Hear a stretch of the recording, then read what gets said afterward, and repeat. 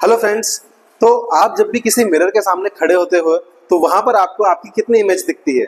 I hope one image दिखती होगी, right. अगर हम मिरर्स को अलग अलग एंगल्स पे रख दें, अगर हम दो मिरर्स को अलग अलग एंगल्स पे रख दें तो उस पे हमारी जो इमेज का फॉर्मेशन होगा उसमें भी अलग अलग नंबर की इमेज हमें शो करेगी, राइट। तो यहीं से शुरुआत होती है हमारे आज के टॉपिक की, जिसका नाम है number of images between two plane mirrors. अब मेरे पास दो प्लेन मिरर है, उनके बीच में मुझे कोई भी ऑब्जेक्ट रखना है। जब मैं ऑब्जेक्ट रखूंगा तो मुझे कितनी मिरर इमेजेस हमें देखने को मिलेगी। तो सबसे पहले अगर मैं नॉर्मली दो इमेज लेता हूं, दो प्लेन मिरर्स को ऐसे रखता हूं और उसके सामने एक ऑब्जेक्ट को रखता हूं, मान लीजिए ऐसे, तो मुझे उसकी एक ही इमेज दिखेगी। जब मैं उन्हें 180 डिग्री पर ऐसे रख रहा हूं तो वहां पर आप जब देखोगे, ऑब्जर्व करोगे तो वहां पर आपको जनरली एक ही इमेज दिखेगी। लेकिन अगर आपने उन दोनों के बीच का एंगल को चेंज किया, राइट, कितना किया, 120 डिग्री, अगर आपने उन दोनों के बीच के एंगल को 120 डिग्री किया, वहां पर अगर आपने कोई एक ऑब्जेक्ट रखा तो वहां पर आपको इमेज दिखेगी टू इमेजेस। अगर आपने दो इमेज के बीच, दो मिरर्स के बीच का एंगल आपने 90 डिग्री कर दिया और उसके बाद आपने इमेजेस को देखा तो वहां पर आप ऑब्जर्व करोगे कि हमें जो इमेज दिख रही है वो तीन इमेज दिख रही है। तो इस हिसाब से हम अलग अलग एंगल पर मिरर को रख रहे हैं और अलग अलग एंगल पर हमें इमेजेस दिख रही है। तो जैसा कि अलग अलग एंगल्स पे हमें अलग अलग इमेजेस दिख रही थी, तो उसको हम एक सिंपल फॉर्मूला से निकाल सकते हैं। अगर ऑब्जेक्ट जो है मेरा, ऑब्जेक्ट सिमेट्रिकली प्लेस्ड है, सिमेट्रिकली प्लेस्ड है बिटवीन टू प्लेन मिरर्स, मान लीजिए मेरे पास दो प्लेन मिरर हैं, इनके बीच में कोई एंगल थीटा है, there are two plane mirrors and the angle between them is theta.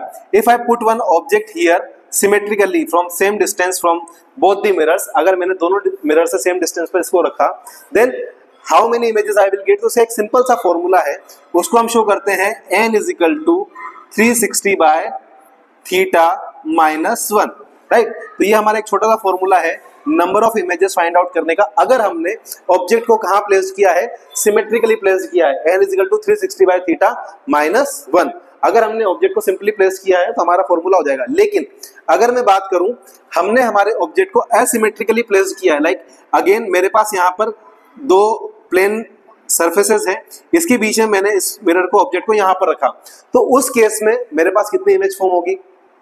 तो दोस्तों असिमेट्रिकल वाले केस में हमारे पास दो फॉर्मूले हो जाते हैं। पहला, फर्स्ट केस, केस 1 और केस 2। केस 1 जब 360 बाय थीटा अगर इवन है, क्या है, 360 बाय थीटा अगर इवन है, तो हमारे पास जो नंबर ऑफ इमेजेस फॉर्म होगी वो होगी 360 बाय थीटा माइनस 1। अगर 360 बाय थीटा इवन नहीं है, ओड है या इसके अलावा कुछ भी है, 360 बाय थीटा इज ओड और एनीथिंग या पॉइंट में है, तो हमारे पास जो नंबर ऑफ इमेज बनेगी वो बनेगी 360 बाय थीटा ओनली। कितनी बनेगी? 360 बाय थीटा ओनली। आइए दोस्तों इसको अलग अलग नंबर्स पे हम कैलकुलेट करके देखते हैं। तो दोस्तों यहाँ पर मैं आपके लिए एक पूरा का पूरा टेबल लेके आया हूँ जिसमें किस एंगल पर कितनी नंबर ऑफ इमेजेस फॉर्म होगी हमें पता लग जाएगा। सबसे पहले हम बात करते हैं, जब थीटा की वैल्यू हमने रखी है 0 डिग्री, मतलब एक दूसरे के पैरेलल, अगर हम दोनों इमेजेस मिरर्स को रखेंगे तो वहां पर जो इमेज फॉर्मेशन होगा वो कितना होगा? इनफाइनाइट। नंबर ऑफ इमेजेस जो होंगी वो इनफाइनाइट होगी। दूसरा हमने देखा, यहाँ पर हमने जो एंगल रखा है वो रखा है 30 डिग्री। कितना रखा है? 30 डिग्री। अब उस केस में यहाँ पर मेरे पास दो चीजें, जब मैं 360 बाय थीटा निकाला तो यहाँ पर मेरे पास जो नंबर आया वो क्या आया? इवन आया। क्या आया? इवन। अब नंबर यहाँ पर इवन आया है तो असिमेट्रिक के केस में क्या था? 360 बाय थीटा माइनस 1, तो यहाँ पर वैल्यू आ गई 11, और सिमेट्रिक के केस में भी था 360 बाय थीटा माइनस 1, तो यहाँ पर भी मेरे पास वैल्यू क्या आ गई? 11 आ गई। अगेन मैंने 45 रखा, 45 रखने के बाद मैंने 360 बाय 45 किया, 360 बाय 45 किया तो यहाँ पर मेरे पास वैल्यू आई 8। कितनी आई? 8 अगेन इवन नंबर है, तो यहाँ पर मेरे पास असिमेट्रिक केस में जो इमेजेस बनी है कितनी बनेगी? 7, और सिमेट्रिक केस में भी n-1 कितनी बनेगी? 7। एज इट इज अगर मैं देखूं यहाँ पर मेरे पास 60 है, जब मैंने 60 को डिवाइड किया, 360 को 60 से डिवाइड किया, तो यहाँ पर मेरे पास जो वैल्यू आएगी वो कितनी आ जाएगी? 6 आ जाएगी। 6 अगेन इवन नंबर है तो n-1 5, n-1 5।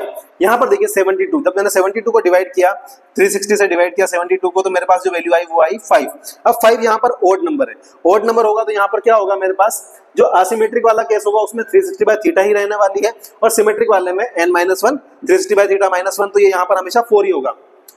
जो सिमेट्रिक वाला केस है उसमें हमेशा 360 बाय थीटा माइनस 1 ही रहेगा, राइट।